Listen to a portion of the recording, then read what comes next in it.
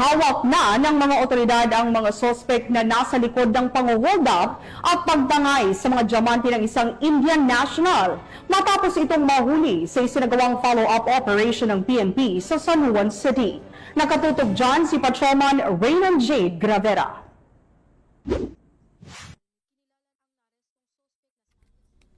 Arestadong 3 lalaki na sospek sa pang-hold up sa isang Indian national na negosyante ng diamante sa San Juan City. Ang mga sospek ay kinilalang sina alias Muhammad, alias Machol at alias Jamal na pawang mga residente ng Barangay 807, San Andres Bukid, Santa Ana, Manila City. Ayon sa report ng biktima, kakatapos lang nitong kumain sa harap ng isang kilalang restaurant sa may Green Hills Shopping Center sa San Juan City nang biglang hinawakan at kinaladkad siya ng 5 lalaki sa kanyang sasakyan. Pisikal na inabuso at pinagbantaan ng mga sospek na papatayin ang biktima kung ito ay pumalag.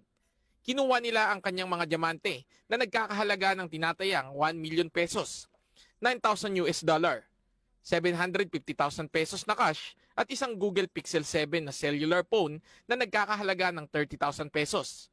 Sa kabuuan, umabot sa estimated total na 2,275,000 pesos ang nalimas nitong mga sospek sa biktima at pati ang sasakyan ng biktima ay tinangay din.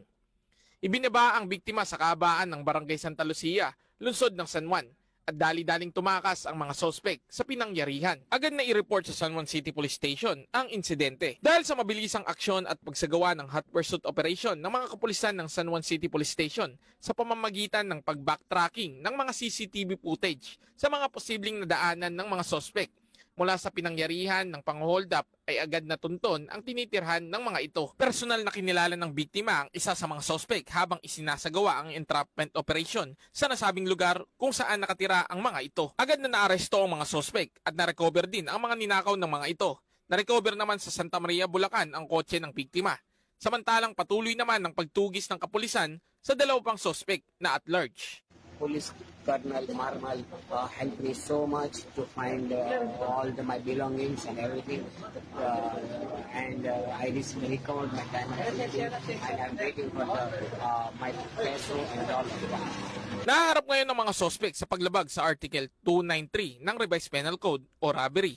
Matapos basahan ng kanilang karapatan ng mga sospek ay pansamantalang nakapiit sa San Juan City Police Station Custodial Facility habang hinihintay ang nakatakdang araw ng pagdinig sa kanilang kaso sa korte. Mula dito sa Eastern Police District, ako po ang inyong PNN correspondent, Patrolman Raymond Jade Gravera, alagad ng batas, tagataguyod ng Balitang Pulis.